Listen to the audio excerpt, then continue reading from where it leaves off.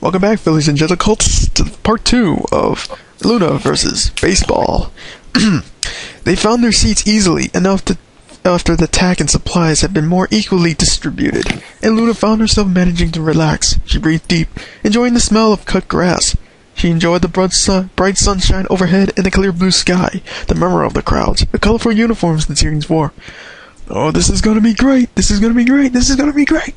Now Boom Balloon cheered, as Luna had to smile with her. The little filly's enthusiasm was contagious, and the rest of the Apple family was just as eager. Luna smiled and nodded. This is gonna be great. Apple's starting lineup is gonna cream those uppity mounts, Applejack said with a grin, rubbing her hooves together. Yup. Big Mac said, We're gonna slaughter them! Another fan loudly proclaimed. Ah? Luna blinked. Yeah! The section cheered. We're gonna smash them, crush them, and destroy them!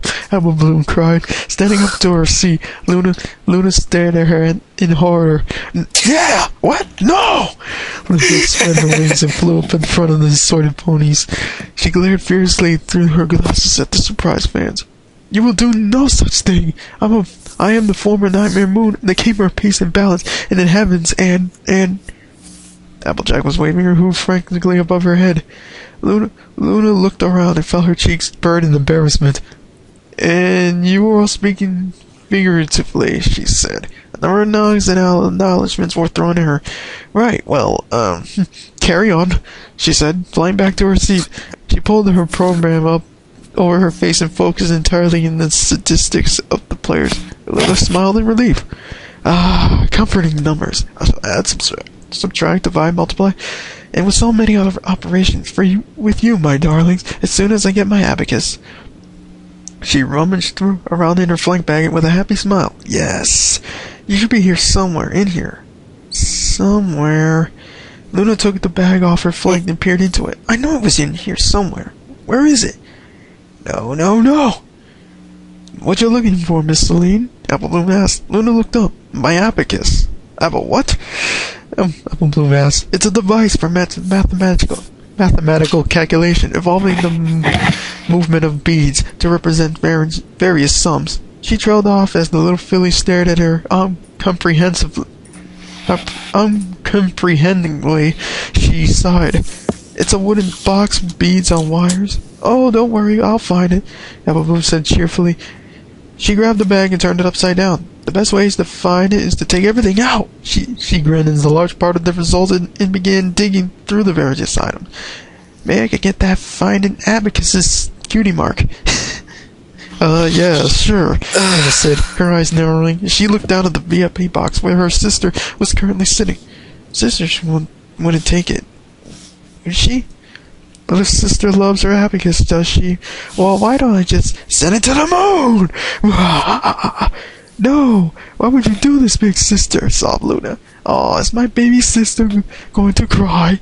Going to cry, little Luna? Celestia mocked. Maybe I'll send you to the moon, too, along with my toaster, my oven, and my microwave. No, not the moon again. Miss Celine, the first pitch is about to be thrown. Applejack spoke. Luna blinked and looked down at the field. Her big sister was on top of the mound and was holding the ball at her mouth. Luna's eyes narrowed. Right. That silly sister would have taken it, really, or sent it to the moon. Celestia threw the pitch, and the crowds cheered wildly. Luna joined in and put the program away. She could just derive enjoyment from the game itself. But like everybody else, yes, be perfectly normal and not make any more scenes. The first batter up was one of the Mustangs. Swung the bat in his teeth a few times. The pitcher sized him up before throwing his ball with his tail rather than his mouth, as Celestia had done.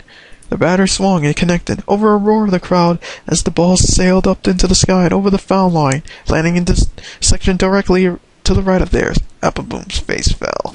Aww! Another hit came, and it too headed near the section. Once again, Apple Bloom rose up with her glove and was disappointed. Aww! Now calm down, Apple Bloom. The ball is gonna come this way sooner or later, Applejack soothed. The ball was hit again and flew right for them. Apple Bloom grinning and got up on top of her seat. Foul ball catching cutie mark! Foul ball catching cutie mark! She muttered as she reached up. Unfortunately, I still got it! Granny Smith said cheerfully as she lowered her shaking hoof and examined the ball she snagged. Apple Bloom pouted. Applejack smiled cheerfully. Don't you worry, Don. There's just another foul. Oh, foul ball! It's all mine!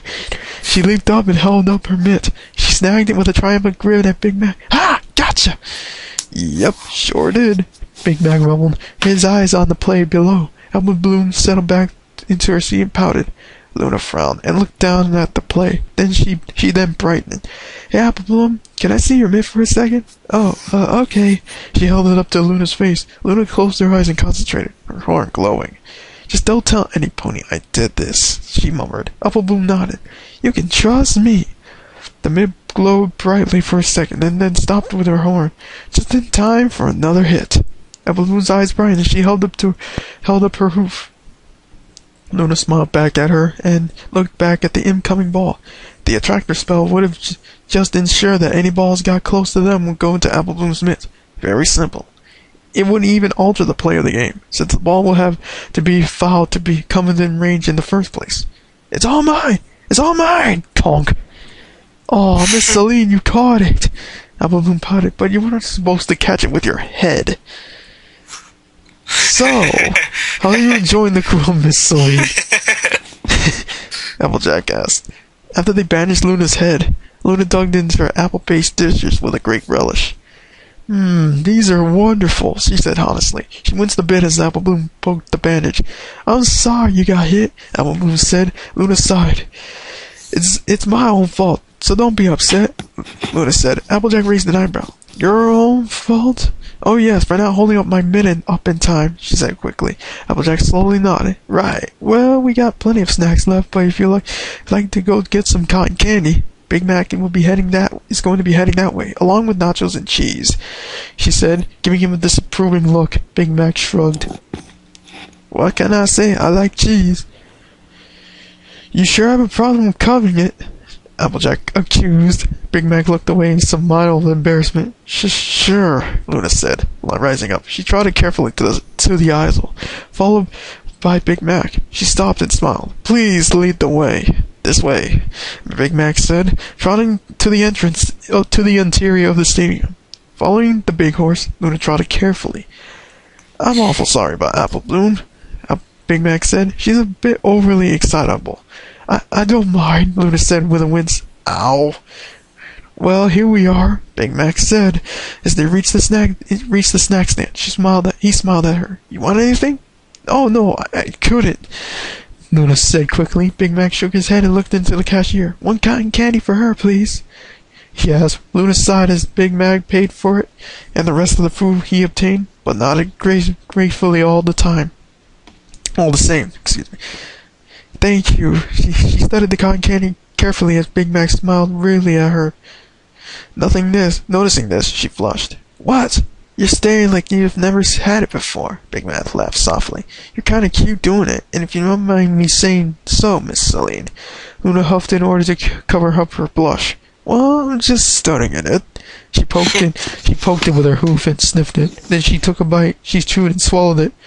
So how is it? Big Mac asked. Luna finished it off in a few bites, gulping it down with speed. A certain pink pony might envy. She licked the paper cone clean and looked intentionally at Big Mac, whose eyes had gone wide. Like it? Luna nodded, and she trotted to the stand. How much cotton candy you have? The cashier pointed to the rack. Luna smiled. I'll take all of it! Oh wow. That play was amazing. Double play. Woo! Go! Luna cried happily as she waved her hooves in the air.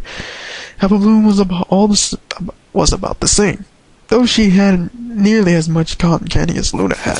That was great. Yes! Apple Bloom cheered next to her, jumping up and down in her seat.